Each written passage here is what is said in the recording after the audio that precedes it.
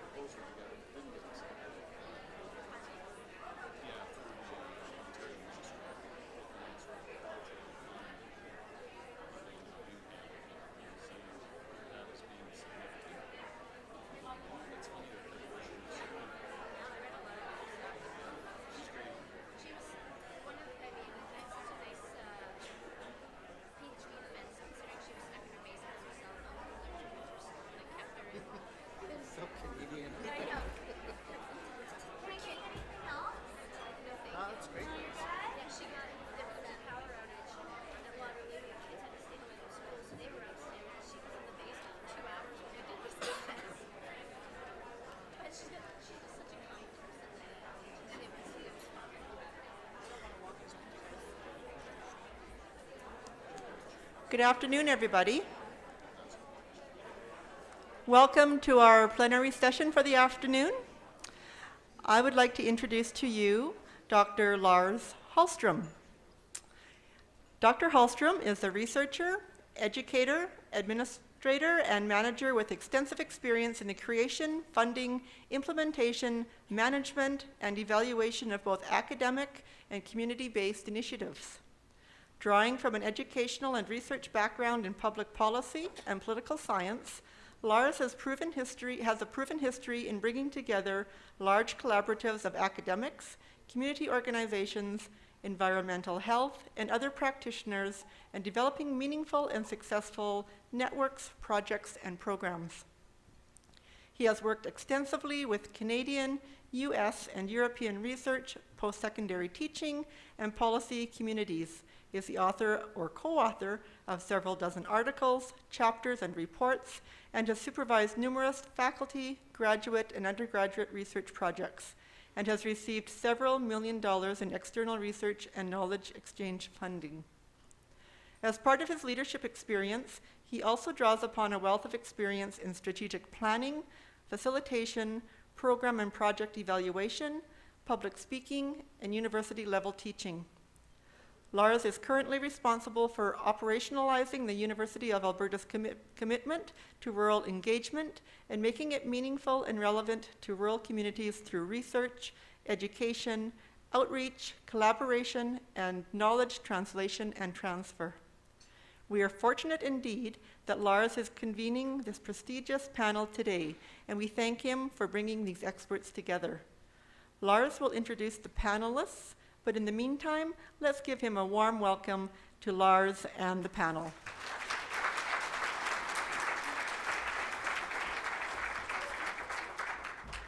Thank you very much. I really need to change that bio. It's shockingly bad when you hear it aloud. Thank you for having us here today. Very quickly, I'd like to thank Michelle and the organizers of this symposium for helping us bring together this panel of speakers from across the country. This was also assisted from a new initiative funded at Brandon University called the Rural Policy Learning Commons. They have contributed some money to subsidize travel costs for this, so I feel that we should acknowledge them. And they have a website in case you're interested in knowing what they do and what they look like. This panel was convened with the idea of trying to expand and build upon the work that's happening here today and tomorrow, and to situate educational institutions, educational practices, and the broader conception of education as an institutional practice within rural community development. So I'm very pleased to bring together for you today a number of speakers from across the country. They're going to speak for about 15 minutes each, and then we'll have a session for questions and discussion at the end. I'll moderate that or referee that, depending on how heated we get. To my immediate left is Dr. Jacqueline Oncescu. She's an assistant professor in the Faculty of Kinesiology and Recreation Management at the University of Manitoba, and I am told will soon be relocating to sunnier climes on Vancouver Island. So we're very happy for her. Congratulations. Immediately to Jackie's left is Al Lawson. Al is a professor, a longstanding professor at the University of Guelph in capacity development and in rural studies. He's been the director of a number of different initiatives there, including higher level graduate programs, and has a longstanding engagement with the Canadian Rural Revitalization Foundation, of which I believe he's also currently president, or El Presidente as we call him.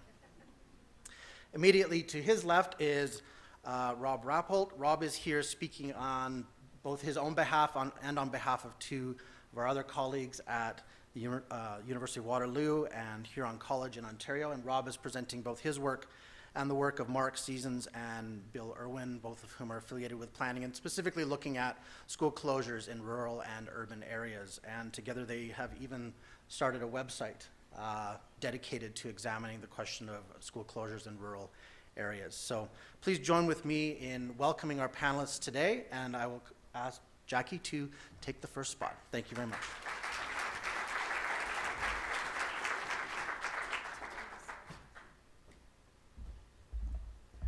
All right, can everyone hear me? This is so uncomfortable not being able to move around. Usually I'm up here dancing, trying to get my presentations across. I want to thank Lars for having me come down. Usually when we talk about school closures, can anyone see there it is, perfect. When Lars asked me to come and talk about what I know about school closures, and then I was coming to a rural education conference, I got a little worried because often we're associating or talking about school closures with such a negative outcome. And Lars said, no, let's talk about what's working, what comes of school closures. What are the unintended consequences that can come from a school closure? So I'm going to share with you, I got to use this now too. All right, perfect. I'm going to share with you a case study of a community called Limerick. It's in southern Saskatchewan. It's actually my hometown. And it was my PhD work, but it's part of a case study of a bigger research program that I do on rural restructuring. I look at a lot of communities like fishing villages, pulp and paper, and school closures more recently, and what happens when these changes happen to these social institutes. So this particular case study I'm going to share with you is about Limerick, about this community of about 350 people, so really technically a village. About 130 in-town residents, but they connect to about 350 residents that live outside the community. Farming, agriculture for the most part is the primary industry, and the school closed in 2007. And when I see 2007, I think, wow, that wasn't that far long ago, and it really is. It really is. 22 families directly impacted by the school and 46 kids in the school when it closed. Limerick, as you can see on this map, that star is on Highway 13. About 45 minutes further south I'm in Montana at the border. And along that highway, Limerick is sandwiched between a community called Assiniboia, which is about 3,000, about 15 kilometers to their east, and then 15 kilometers to their west is another smaller community of about 400 or 500. Both those communities still have their schools today and are also where some of those kids from the school got relocated to. So I really want to share the immediate outcomes. Lars told me 15 minutes. I'm on it, so this is quick. But the school closed, and as many would think, there's a lot of things that can happen, and every story I think you're going to hear up here is going to share it's a similar experience, of a closure, but there's a lot of different outcomes depending on the culture of the community, where you're located, and the industry.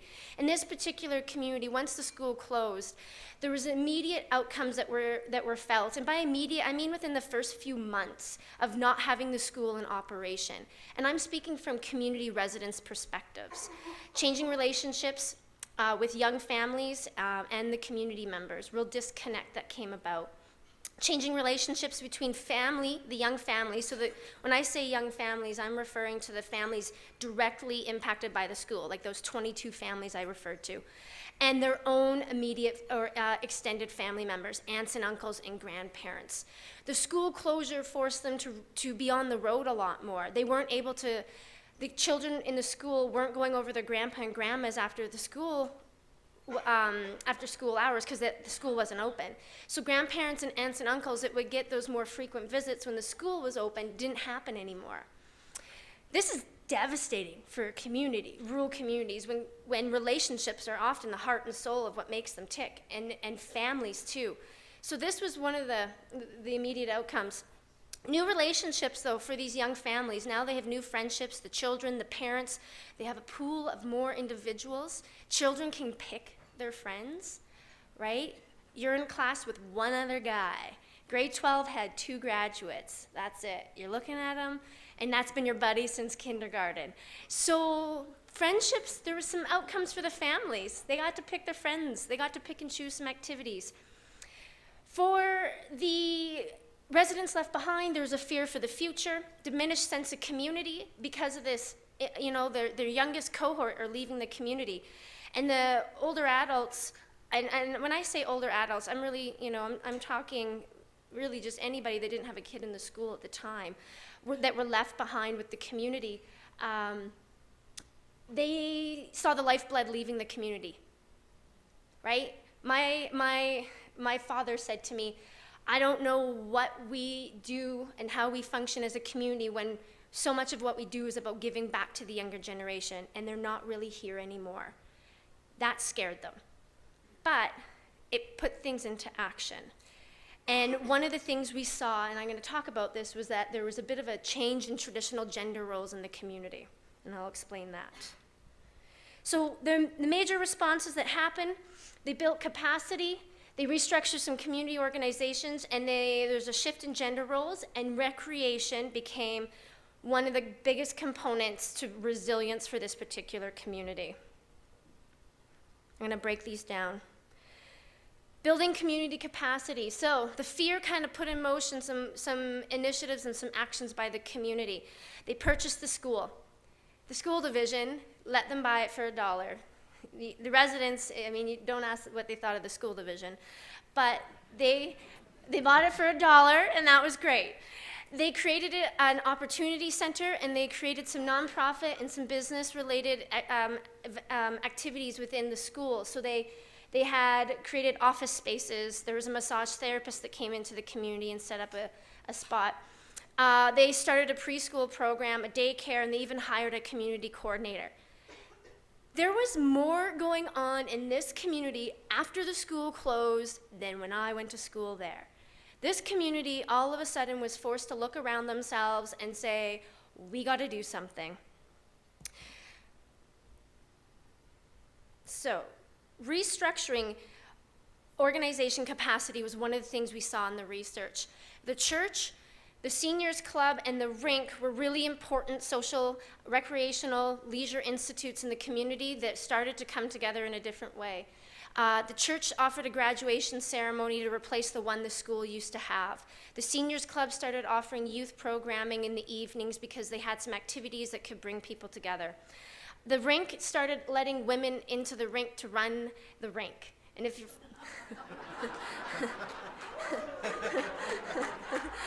sorry, I don't know. It's still operating.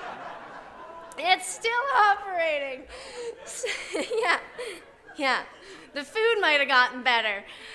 So, I guess everyone understands rinks are typically a male-dominated space in small towns, and this community looked to themselves, and with the parents leaving so much, they really had to start looking at how the traditional way of life had to change, and one of them was men and women started taking on non-traditional roles. The rink was one of those spaces where that happened. The local government supported the initiative of buying the school, and they took on having the town council took on more responsibility around managing that facility, and then community groups merged because you can't have 30 different community groups when there's not enough people for them. So they started reorganizing themselves as well. The shift in gender roles was really neat to see happening. Traditionally, when the school was there, women were running the activities because they were associated with the school, all the fundraising and the tournaments and the activities. Well, that stopped, and part of the fear around and the diminishing sense of community was the fact that the community wasn't coming together because the school was gone. The school anchored the community, so the community is now looking for other anchors to bring their community back together without a school. So women were part of operating the rink and maintenance of the new opportunity center. One of the female volunteers was checking the furnace and taking care of the grounds. Men were organizing church dinners, which was unheard of. Usually it was the women. So it wasn't, yeah, I know. There's some changes, some shifting. Church food events hosted by the men's ministry. They did pancake dinners, things that just never existed before, as a part of their solution to identifying their community. And the last thing that we really found in this research was recreation. And that's kind of my base in my research is community development through recreation. They built a kids after school program because a lot of the kids would get dropped off in town and then have nothing to do because the bus would filter them into the school. And then they saw a lot of the youth just kind of hanging out, so they built an after school program. We never had an after school program in that community until the school closed. It's kind of a weird after school program when you don't have an operating school, but it happens. The community started a Christmas party. One of the most favorite activities of the community was the school Christmas concert. It was gone. They were mourning it. So the community said, let's make our own. So now they have a Christmas party and they raise like $10,000 every Christmas. And they put on this event and it's family oriented. Now they're raising money for everything else. And they're getting together around the Christmas season and involving the youth. They have a walking program for seniors in the school. They have a fitness center in the school. Everyone donated their fitness equipment. The church has a grad ceremony. They started a community playground and garden. They're redoing the community. And they have dart night at the seniors club, and the seniors let up their stuff to non-senior residents, which was huge. Their pool table was like this sacred ground, and the card tables, and it was like, well, guess we should let them in here. So Friday nights they have dart night for the community, and this is what happened. There's a lot more I want to share, and I have to share this panel with these wonderful other stories, but my takeaway points from a school closure, it's not all bad. They're still trying to identify themselves, and the school is a source of identity for rural community. But what we saw in this particular community was a lot of resilience. It came from the shift in traditional gender roles, God forbid. Recreation became the means. We also could document that recreation experiences facilitated by the school prior contributed to the resiliency, for their ability to manage the school closure, and they focused on asset-based community development. One of the things I describe in my research, even in my classroom with my students, is if we all stand in a circle and we look at each other and we start identifying our neighbors and what they have, and we start looking into our community for what we have to build, it's easier to build than if we all turn our backs and start looking to the other communities for the things that we need, right? We gotta look at ourselves, and this community did a fabulous job of doing that. Are they there yet? They would say no. But a resilience is a process, and it's not about returning back to the state that you were in before, it's about finding stable ground. I think that's 15 minutes. Okay, done.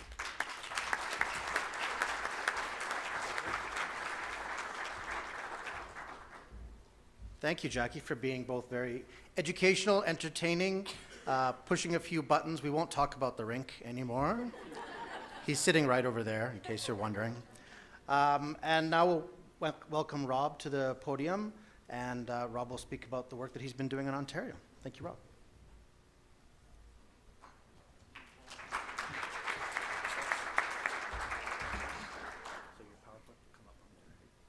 Oh yeah, okay, cool. What's going on here? There we go. Well, hello everybody. Again, thank you for having me today. It's nice to come from Ontario and share our experience and what's been happening there in the sense of school closures. And Al and I were speaking just before we got up here and saying there really is not a lot of research on school closure processes or outcomes for that matter. So to be in a room full of people who live and work in that environment and be with fellow researchers, it is a really nice opportunity. I'm just going to start by framing the research under three sort of key points. The first being that schools are obviously vital to the long-term resilience, vitality, and overall well-being of communities. But school closures, on the other hand, tend to exacerbate some of the challenges that rural communities face. And those really include outmigration, underperforming economies, and what we have found in Ontario anyway is very much urban and larger metropolitan-faced provincial policy. And all in all, I think it's fair to say, and I know Mark and Bill, if they were here today, would agree and say that a different decision-making process is required. To that end, these are the two other primary researchers for the school closure policy research group that Lars mentioned earlier. Dr. Seasons is a professor at the University of Waterloo. He's also a fellow of the Canadian Institute of Planners. And Dr. Irwin is at University of Western Ontario Huron College, and his background and research expertise is in leadership, policy, and community engagement. Together, they really believe in a more fair, equitable, balanced, holistic, and transparent process for all stakeholders, and that includes the school boards, the community, and the municipality. And I guess I thought it would help just to give a little bit of a perspective and a lens of how we view this issue. And it obviously has to do with the process and topic of school closures, but it also has to do with the contemporary best practices and ethos of community planning and the best practices of public participation as well.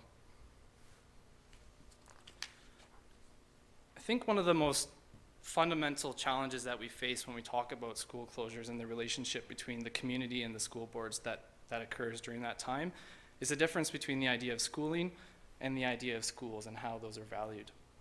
Schooling implies pedagogy and education, and that's the mandate of the school board. Schools, on the other hand, speak to everything that Jackie mentioned. They build resilience, they bind the community together, they are a significant part of the fabric of the community. And in that sense, communities tend to express real ownership over that building. But also, particularly in rural cases, schools represent hope for the future, and I think when those schools are lost, it can represent a community in decline. If we take a step back and we look at sort of the current situation in Ontario and why school closures are sort of a significant topic right now more than ever, we go back to the mid-90s when a new form of education policy was introduced, and it really stressed accountability, efficiency, and standardization. And it wasn't that there weren't good reasons for that, but I think what's happened at the end of the day is that there's a funding model introduced, and it's really, school closure decisions are really backed by a business decision now. And if you think about consolidation and the implications of that, education is an investment in human capital rather than a public good. And I guess the real challenge comes from this sort of simple graph here, and that's declining enrollment in Ontario since 2002, 2003. And we're looking at about 200,000 less pupils in the education system across all 72 district school boards in Ontario. Now, the forecast is pretty much on that same trend line. There's a bit of regional difference outside of the GTA, but if you look at Northern Ontario, Southwestern Ontario, within the GTA, and Eastern Ontario, it's all the same across the board in terms of declining enrollment. And if you link that back to the current funding model, that seems to indicate or spell out further school closures. And again, this is particularly because school closures are often, I think, from a school board's perspective, seen as a cost-saving and efficiency measure. And back in 1984, even Valencia was saying that this is definitely one of the most significant driving forces behind school closures. But I think it's also important to point out that there's a lot of research out there that would say that school closures don't actually lead to greater efficiency or greater cost saving measures. So it seems to indicate there's an opportunity for more research there. And again, the primary challenge is balancing that fiscal perspective that school boards have versus the value that communities sort of place over their local school, and that's a very difficult task to measure. And to do that, the Ontario government in 2006 released the first sort of province-wide standardized school closure process policy, and that's the Pupil Accommodation Review Guidelines. And it tried to capture that value to the community using 4 value criteria. One being value to the student, the second being value to the school board, the third value to the community, and the fourth value to the economy. Nonetheless, the school closure process continued to emerge as very contentious, divisive. It's resource and administratively demanding for all parties involved, school boards, communities, and municipalities. And it ends up being a real game of politics at the end of the day. And these are such important decisions that those ideas and those concepts and those processes should not be a part of the process. But how to actually evaluate a school closure policy decision-making model? Well, like I said, sorry, I'll just go back for a second.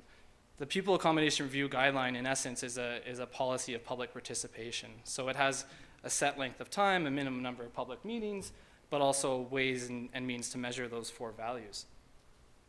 And we can talk subjectively about the implications and the outcomes of that, but how do we actually evaluate it? Well, one method from a planning perspective is to use Arnstein's work from 1969, and she talked about the ladder of participation, essentially being that the further up the rungs you go on the ladder, the greater and the more meaningful the participation is. And it's really about the citizen's role in the decision-making process. And I think Mark and Bill would argue that school closure processes and outcomes are largely in between 2 and 3, whether it be, 2 and 3, whether it be a therapeutic process or more of an informing process. And if you talk to communities about the school closure process as a whole, they would definitely agree. What planning has learned over the last 40 years is we've tried to move up into the upper rungs of that towards partnership or even delegation. And that's more about the progressive planning and policies that currently exist. And that's really having meaningful consultation with the community and all of the stakeholders for that matter that really encourages collaboration. That being said, Dr. Irwin would, if you were here today, would be saying the school closure process continues to favor the institutional position. It fails the test of citizen participation, which is what we just talked about. Champions the managerial and business approach to school closures. And again, that's along the lines of consolidation and sort of the assumed belief that that leads to greater efficiency and cost savings. But most importantly, it ignores the community consequences of school closures, and that's an area that continues to lack any real research. How can we make this better? Well, perhaps better coordination and cooperation between the municipalities, the planning bodies, and the school boards, and break down some of those silos. In Ontario, we have a handful of ministries like the Ministry of Education, the Ministry of Infrastructure, Ministry of Agriculture and Rural Affairs, who don't seemingly work together to build a better process, yet they all have policies in place that will affect each other.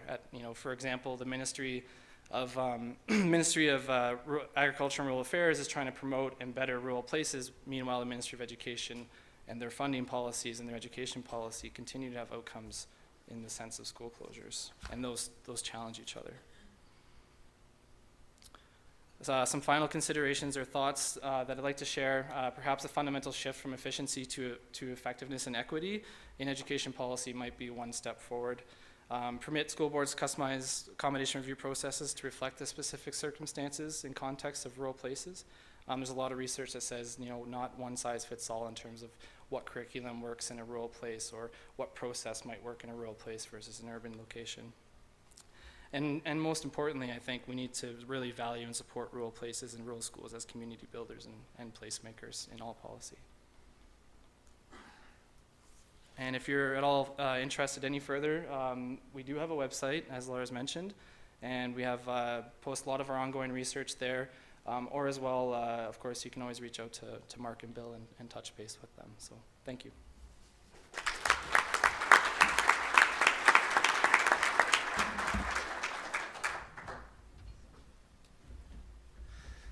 Thank you, Rob. And now Al is going to improve our spirits by you better improve our spirits, or we'll go for spirits. Not yet. It's not for yet. Al is going to be speaking to us about a case study from Ingersoll in Ontario. So, Al? Thank you very much for having me here today. I'm going to talk about a place that I think is a really special place, and just a short story. It's funny, I was sitting at lunch, and where's Kyle? Is Kyle in here? Anyways, I'm talking to Kyle. Kyle's from Ontario. So we're chatting. He says, what are you doing here? And I said, oh, I'm presenting this off. What are you presenting on? I said, oh, Fusion Youth and Technology Center. He goes, oh, my cousin works there. So we came all the way to Canmore just to sort of connect, so now I can go back and tell his cousin, hey, I met your cousin. But anyways, two things first. I design terrible slides, and I talk really fast at times, so you can tell me to slow down if you want, but maybe to get through all the slides, I may have to talk fast, and I may mess up with this. So things to consider. First of all, there's a lot of educators or people who are really invested in education, and I think one of the challenges to education are societal expectations. They expect you to solve all the ills of youth, and I think that's a pretty big mandate to be given. And one of the things that I've heard about while I've been here today is the whole issue of partnerships, and we need partners as we sort of try to solve all these ills. So education's really had a lot. One of the things that we often don't think about are after-school programs or centers or youth centers and how they actually complement education. There's also the Rural Youth Challenge. So one of the things that you have is, how many of your communities lament sort of rural youth leaving? Anybody? Yeah, that happens fairly often. But guess what? You spend all your resources in helping them leave. And what resources do you spend on the youth that stay? Very, very little. And so that's part of the Rural Youth Challenge, is investing in all our youth, not just the youth who will leave. Youth have real challenges. They have higher levels of social morbidity and mortality than urban youth, significantly higher. They have higher levels of substance abuse across all drugs. They have higher suicide rates. The smaller the community, the higher the suicide rate per capita is. And if you add to that sort of increasing depression levels, there's a rural youth challenge. I'm going to talk about Oxford County. Ingersoll's in Oxford County, which is in southwestern Ontario. It's predominantly based on a manufacturing industry. We have the luxury of having a Toyota plant and a CAMI plant, which is a GM plant in the county, which provides good jobs, good wages. It kind of skews, though, the average income, because if you look at the average income in Oxford County, it's pretty good, but that's not evenly distributed across the population. There's a real substance abuse problem in Oxford County. I sat on the local board of the hospital. I remember the first time the chief of staff referred to Oxford County as Oxy County, because we had a real Oxycontin problem.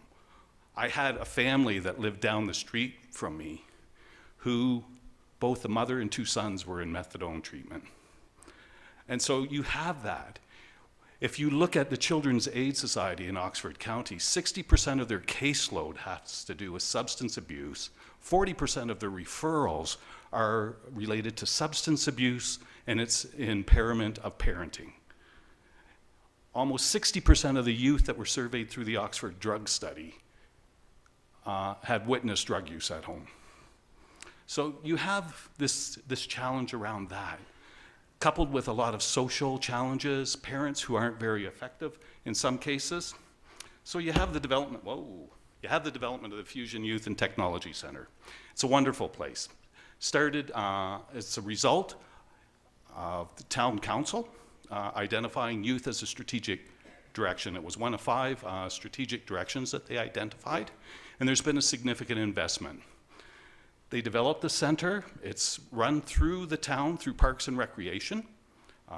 It started out, they bought a school, and it started out as 2 rooms and 2 computers and 1.5 staff members.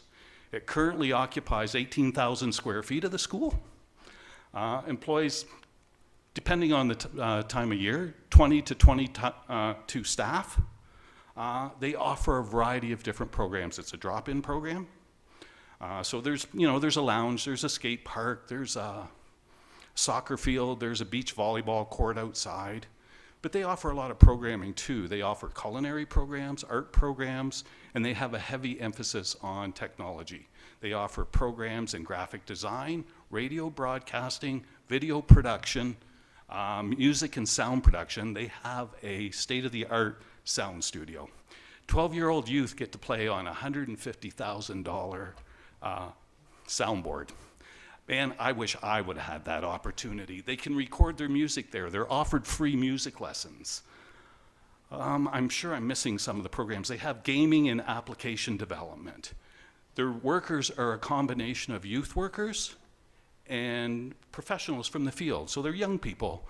So the guy who runs the radio broadcasting program spent 8 years running the University of Western Ontario radio station. So they have professionals in there, and that's very unique. The town funds it. The town funds it to the tune of between 3 and 4% of the municipal budget. So from the town every year, they get $500,000. They manage to leverage that $500,000 into another $500,000. It's run with an entrepreneurial spirit. One of the things with youth centers is they sit empty a lot of the time, right? So what do? They rent it out. They're landlords. The Victorian Order of Nurses are there. The alternative high school's there. They make money. They have 3 social enterprises that employ youth that are trained through their programs. And I'll just use the e-waste program as an example. Youth are trained to take away part technology safely. They have a contract with Green Tech that delivers about $50,000 a year to the center. So they're very entrepreneurial. I'm going to blast through this slide because what we really, we approached Fusion, and I live in the community where it is. And one of the things that I did one day is I dropped in to see Jason, the manager. And I was really interested. I had watched Fusion evolve over the years as a resident in the community and just said, anything we can do together? And he said, yeah, as a matter of fact, the minister was just through here and said, where's your research? So we decided to work together. We signed a memorandum of understanding and started doing research without any funding. And then we were fortunate enough to get funding for 3 years. So one of the things that we often do, there's a dark side to rural communities. We often romanticize them. But there's a dark side to rural communities. And I think we do an injustice sometimes, particularly to the people who live there. So one of the things we wanted to do is find out what the youth's perceptions are of Ingersoll. It's boring, big surprise. We're not welcome downtown, which is where they historically congregated, and if the truth be known, the actual development of the center was instigated by the Business Improvement Association, who was complaining to council, you need to get the youth off the street downtown, they're bad for business. There's nothing to do. There's some recreational activities, but they all cost money or they're not easily accessible. So how many of you have children that play hockey? Anybody? It's expensive, isn't it? There's a lot of families that can't afford those types of recreational activities.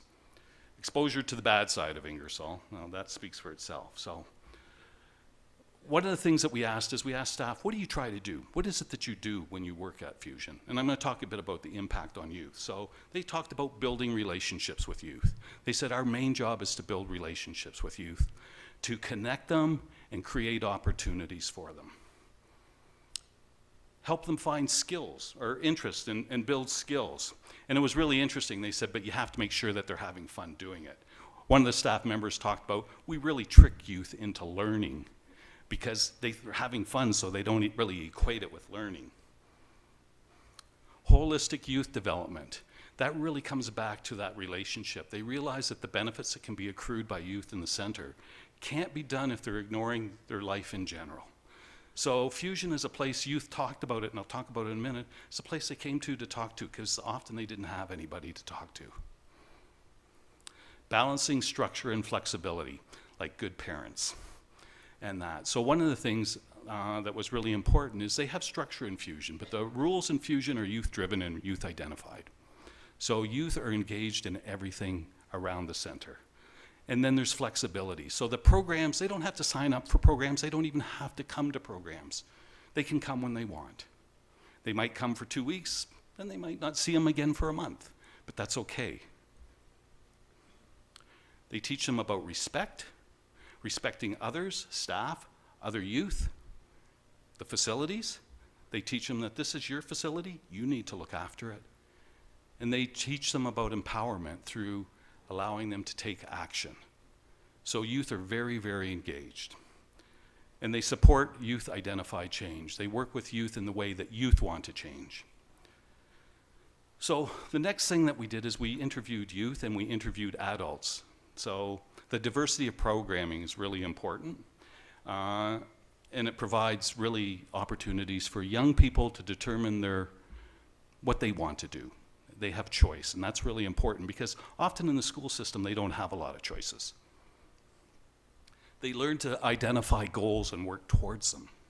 That's something for a lot of these youth that staff identified as that they don't have a capacity for. They seem to have given up. And so in developing skills, they really look at sort of identifying goals, and they learn to regulate their behavior in terms of learning and in terms of social interactions. They experience positive relationships with adults. And that is absolutely critical, absolutely critical. When I talked about those things that staff tried to do, why we looked at them individually, they're all interconnected. You can't separate them out. They have positive relationships with other youth. That's one of the things that they really talked about is how all the drama and the cliques outside of Fusion were transcended inside. I always go back to one youth who said, yeah, I used to be that loser tech guy. Now I'm that awesome tech guy. And that was partly through building relationships with people that he would have never interacted with outside of Fusion.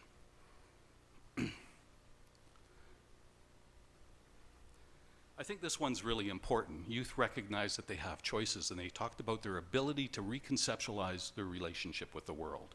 These are, in a lot of cases, youth who thought that they figured, I'm headed towards, well, the worst job you can have in Ingersoll is turkey catcher. So that was their biggest fear. I don't want to end up a turkey catcher.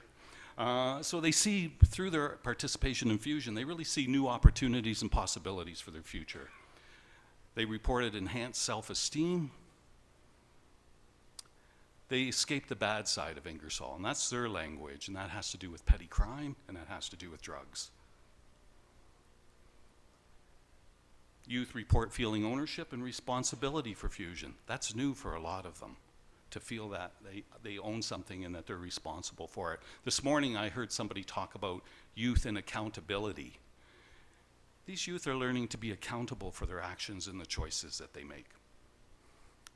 Fosters better relationships with the community. How am I doing? Pretty close. Okay, I'm going to have to sort of blow through a few things. So part of what they do is they put on a Halloween haunted house. And they have a partnership with Stratford Theatre. So they convert their gym into a haunted house for the community. And they get all their props from Stratford Theatre, which is really, really cool. You have to experience it to really believe what they do. They shut the center down for a week as youth and staff actually build the haunted house in the gym. They volunteer for community events, are involved in the Canterbury Folk Festival and the Rib Festival. Measurable insights, we administered the Youth Experience Survey, and over half the youth, the Youth Experience Survey really measures developmental outcomes related to identity work, initiative, basic skills, developing positive relationships with other youths, teamwork and social skills, developing positive relationships with adults. Over half the youth reported that their participation in Fusion had a positive impact on these things.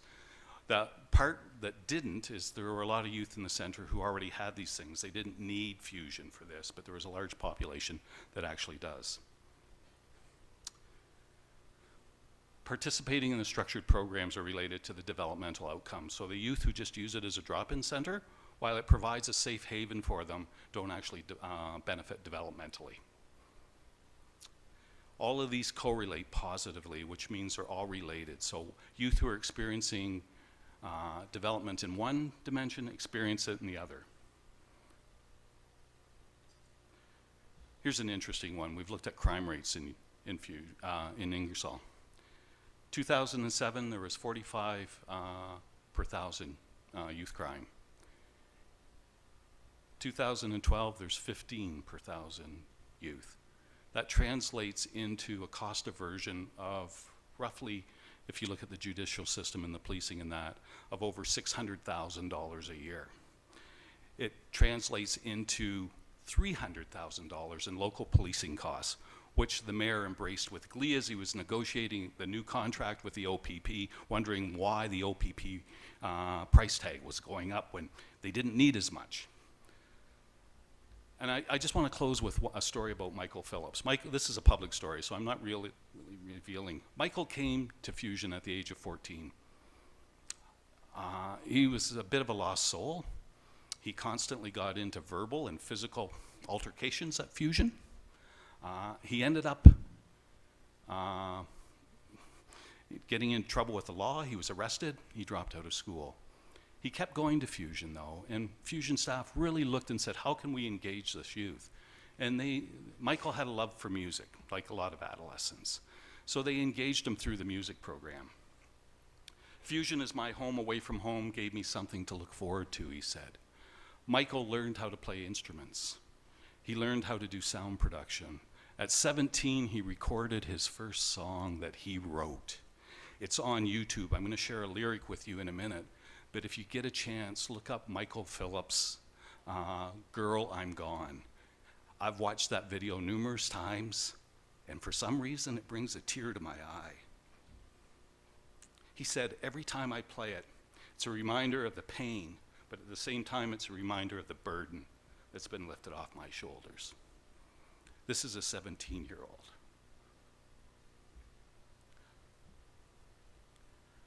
So, just really quickly, Fusion helps with social competence, problem-solving skills, autonomy, sense of purpose.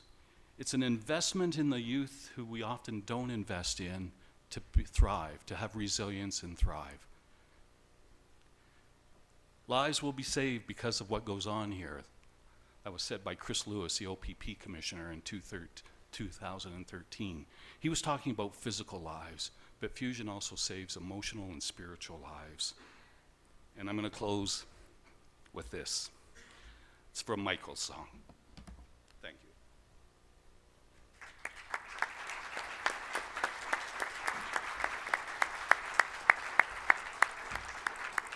Thank you, Al. So, roller coaster ride of emotions this afternoon. We have a few minutes for questions. I did see somebody with a microphone.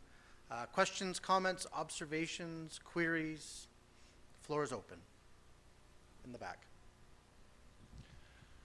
Many of us here today are here because of the possibility of school closures in rural Alberta. And we're looking at that situation seriously. But what all of you apparently neglected to talk about was the actual education of students in the rural settings. You sort of waltzed around it, but you didn't actually say anything about, gee, how do we provide education to all the students in our provinces, whether it's Ontario or Alberta or Saskatchewan, and make it fair for everybody? Floor is open. Yeah, I could never resist a good question. That's a really good question. I did research on school closures in Ontario. It was back a number of years ago. I did a literature review, and it was really interesting looking at what are the implications of closing rural schools, particularly small schools. I'm happy to say I became a thorn in the Premier's side because the Liberals who were in opposition at the time kept raising this report in the Legislative Assembly. The question we have to ask is, what are we doing in closing small schools? We know that small schools actually have, for the most part, better outcomes than larger schools. They accomplish a lot of the things that I talked about that Fusion accomplishes. We move those students into larger schools. We make the argument that it's about programming, and they'll have access to diverse programming, but you're going to lose those students who aren't very strong. The students who are strong will thrive. The other has to do with graduation rates. We ask the wrong questions. We look at sort of cost efficiencies, cost per student. Start looking at cost per graduation. One of the things I didn't talk about with rural students is rural students have a dropout rate almost twice of what urban students have. of high school. We're asking the wrong questions. We also have to challenge the assumption of economies of scale. We're not making widgets here. You're not creating efficiencies and that. So there is an optimum school size from a cost effectiveness perspective. Usually, it's been a long time since I've looked at that literature, but it seemed to me it was between 700 and 800 students. And after that, larger schools start costing just as much as smaller schools, and they have poorer outcomes. So maybe we're asking the wrong questions. Maybe the values that we're sharing that's leading to the closure of schools is the problem. And we've lost sight of what education can do and should do. Sorry for the sermon. It was a very good sermon. So I come to your church anytime. You today have kind of changed my mind a little bit. We're in the process of a school closure at the moment. It's a rural school in a hamlet, 40 odd students in there, K to 6. And we really have all the arguments that are being put forward at the moment are the arguments that you've just made. Cost, opportunity, better programming, this kind of thing. But I think you've just given me the answer I was looking for, which is it's the relationships that can be developed in those situations. Thank you very much.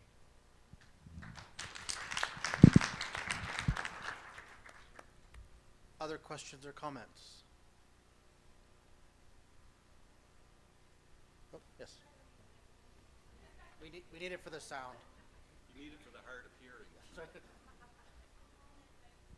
What's going on? I know there's an RFP, the government looking at the result of school closures in communities, and I would just request that you forward our Alberta Education Year findings, because I think they're going to find much the same results, and I think we could save a lot of money. Without getting too close to that political softball, I will just say the University of Alberta could not seek out completing that particular proposal because of language that was demanded by the government. So I don't know who will be doing that, but Verlin Olsen does know about this as Minister of Ag and Rural Development.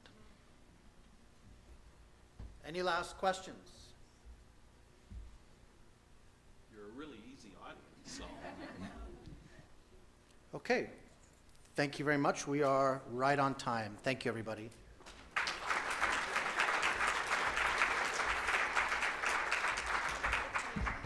Well, thank you, Dr. Holstrom, and thank you for bringing together this amazing team, a great panel. I really enjoyed your presentation, as I assume that most of us here did. Thank you for Jacqueline for reminding us that with change can come resiliency, because quite often we think only of negative things. Thank you to Rob for sharing your thoughts on how we should break down the political silos when the conversation of school closure comes up in rural communities. And thank you to Elle for providing us with advice to remember to invest in all of our youth, to remember to invest in the youth who want to stay home. Your Fusion project sounds amazing. Please accept these gifts as a small token of our appreciation for coming.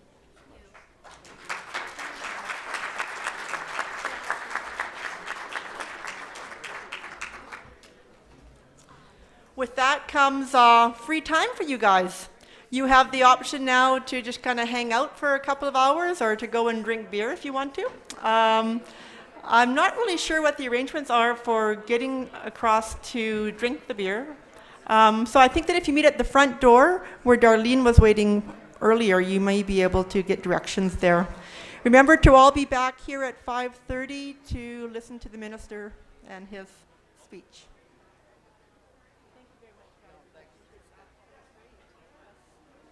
Very well done.